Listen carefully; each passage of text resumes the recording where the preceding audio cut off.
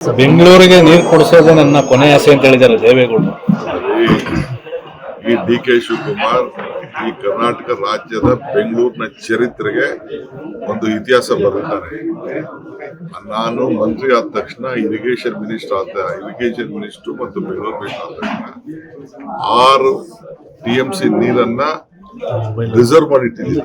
ಎಲ್ಲ ಹುಡುಗಿ ಪಡುಕಿ ಯಾವ ಸರ್ಕಾರದವ್ರು ಬಿಜೆಪಿ ಸರ್ಕಾರ ಅಲ್ಲಿ ದಳ ಸರ್ಕಾರ ಈ ತೀರ್ಮಾನ ಮಾಡಿಲ್ಲ. ನಿಂತೋಗಿದ್ದಂತನ್ನ ಹೋಗಿ ತೊರೆಕಾಟಿನಹಳ್ಳಿಲಿ ನೀರ್ ತಂದು ಏನು ಒಂದು ನಮ್ಮ 110 ಹಳ್ಳಿ ಇತ್ತು, ಆ ಹಳ್ಳಿಗಳಿಗೆ ನೀರ್ ಕೊಡಬೇಕು ಅಂತ ನೀರ್ನ ಒಡಿಸಿದ್ದೀನಿ.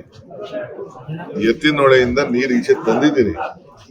ಮುಂದಕ್ಕೆ ಈ ತಿಂಗಳು ಈ ವರ್ಷದ ಕೊನೆ ಒಳಗಡೆ ತುಮಕೂರುವರೆಗೂ ನೀರ್ ತರಕ್ಕೆ ಏನ್ ಬೇಕು ಸಿದ್ಧತೆಯನ್ನ ನಾನು ಮಾಡ್ಕೊಂಡಿದ್ದೀನಿ.